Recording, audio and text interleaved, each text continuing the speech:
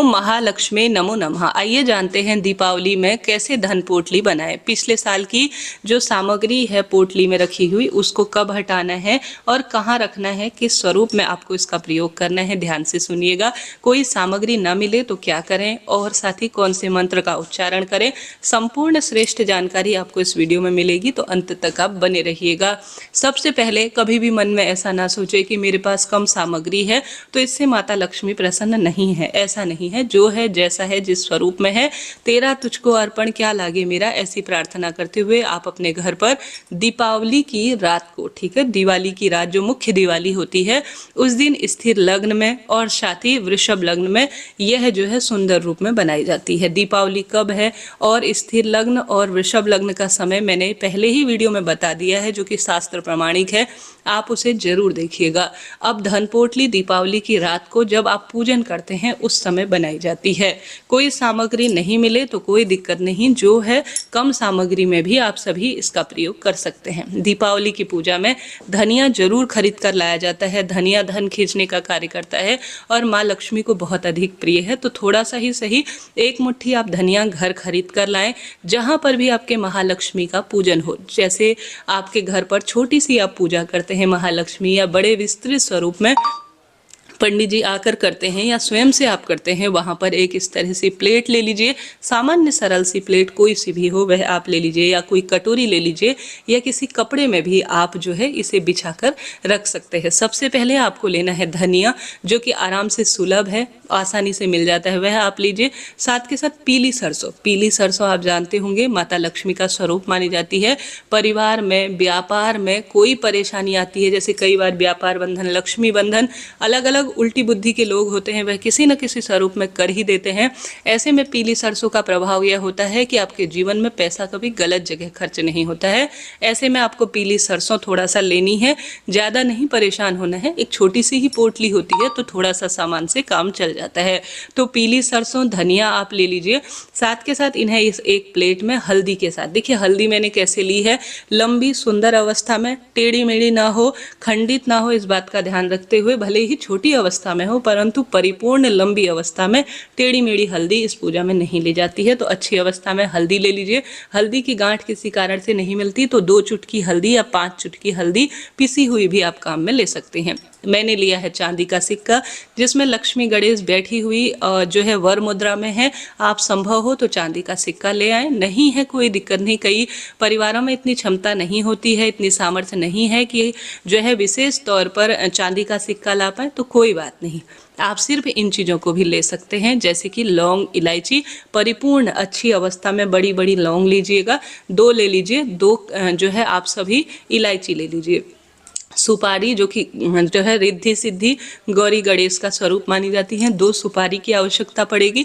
ये कोई कठिन नहीं है, पूजा पाठ की दुकान में बड़ी आसानी से मिल जाती है। तो 2 सुपारी आप प्लेट पर रख लीजिए। अब मैंने लिया है विशेष तौर पर जो हमारे पास कौड़ी होती हैं, 5, 7, 11, 21, 51, जितनी मिल जाए, 2 भी मिल जाए तो भी पर्याप्त है, बिल्कुल चिंता टेंशन नहीं करनी है। इस तरह से आपको पीली कौड़ी बाजार में मिल जाती है, सफ़ेद कौड़ी मिल जाती है, तो उनमें भी आप थोड़ा सा हल्दी लगाकर पूजा स्थल पर माँ लक्ष्मी के समक्ष जब आप पूजन करेंगे, दीप प्रज्वलित करेंगे, वहाँ पर विशेष मंत्र का जाप होगा, समस्त चीज़ें माता रानी को भोग लगाई जाएंगी, सभी जन परिवार के साथ पूजन करेंगे, तो उसी समय आपको यह सभी चीज़ें माता के समक्ष किसी प्लेट पर रखनी है। जैसा कि मैंने कमलगट्टा लिया है, 5, 7, 11, 21, 108, 51, जितनी लेना चाहते हैं, 2, 4, 6 उतनी कमलगट्टे आप ले लीजिए। ये माँ लक्ष्मी का प्रतीक माने जाते हैं। इस तरह से बाजार में गोमती चक्र मिल जाते हैं। देखिए कई बार मिलावट की चीज़ें मिलती है, कुछ भी कह के जो है गोमती चक्र बता दिया जाता है। गोमती चक्र आप देखिए कि किस स्वरूप में है। गोमती चक्र में चक्र का सा स्वरूप बना रहता है, जो कि अपने आप में श्रेष्ठ होता है। तो इस तरह से आपको गोमती चक्र ले लेने हैं, 5, 7, 11, 21 जितने मिल जाए, 2 भी मिल जाए तो भी पर्याप्त है। तो आप इस तरह से पोटली बनाने के काम में लेंगे। अब इसमें रखे जाते हैं कुछ पैसे, अपनी इच्छा शक्ति सामर्थ्य अनुसार जितने हैं कम ज़्यादा आप पैसे रखें और इसे माता लक्ष्मी के समक्ष प्रस्तुत करें। साथ ही पीले चावल, चावल को थोड़ा हल्दी में रख लीजिए और खंडित ना हो इस बात का ध्यान रखिए। पूर्ण चावल आपको लेने हैं। यह आपको सामग्री लेनी है। साथ में आपको लेने हैं थोड़ा सा फूल। माता को चढ़ाए हुए जो फूल होते हैं ना, आप उस दिन कमल के फूल, गुलाब के फूल, जो माता को प्रिय है, पीले कोई से भी फूल ले सकते हैं, वह लेकर आप माता के श्री चरणों में इन्हें रखें। ठीक है जी।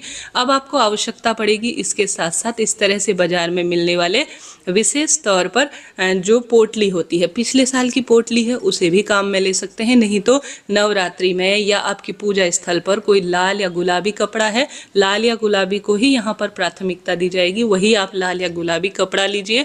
या आपके पास चुन्नी है माता रानी की साटन की, या किसी भी स्वरूप में माता रानी का दुपट्टा है, परंतु वह माँ भगवती से जुड़े हुए होने चाहिए। और पिछले साल का भी आप प्रयोग में ले सकते हैं। लाल रंग का ब्लाउज पीस भी काम में चलेगा, कोई दिक्कत की बात नहीं है। जो है जैसा है, जिस स्वरूप में है, आप उसी से कर सकते हैं।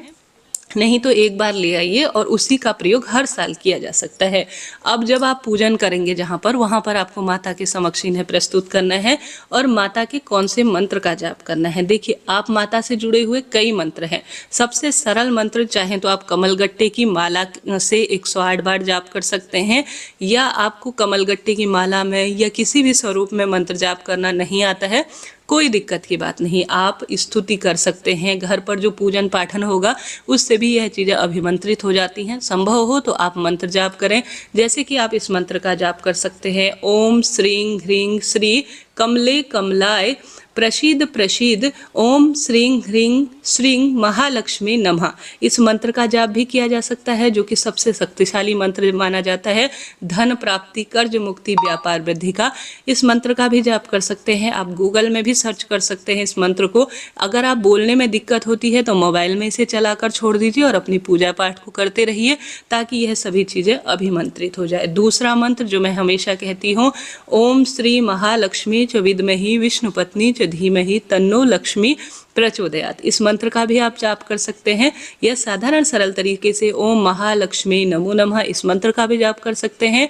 या आप सबसे सरल मंत्र, या देवी सर्वभूतेषु लक्ष्मी रूपेण संस्थिता नमस्तस्ये नमस्तस्ये नमस्तस्ये नमो नमः, इस मंत्र का भी आप जाप कर सकते हैं। इच्छा आपकी है, आप कौन सा मंत्र जाप करना चाहते हैं। मैंने 3-4 मंत्र जब बता दिए, स्क्रीन पर भी दे दिए हैं, आपके लिए आसानी होगी। इन्हें आप चाहे तो मोबाइल में चलाएं, चाहे तो स्वयं से जाप करें। अगर आप जाप नहीं कर सकते, बोल नहीं सकते, साधारण सरल तरीके से यह पूजा स्थल पर रखे रहेंगे आपकी भावनाओं से, और माता के स्थल पर रखी हुई कोई भी चीज़ दिव्य हो जाती है, तो इसका प्रयोग सर्वश्रेष्ठ रूप में हो जाएगा।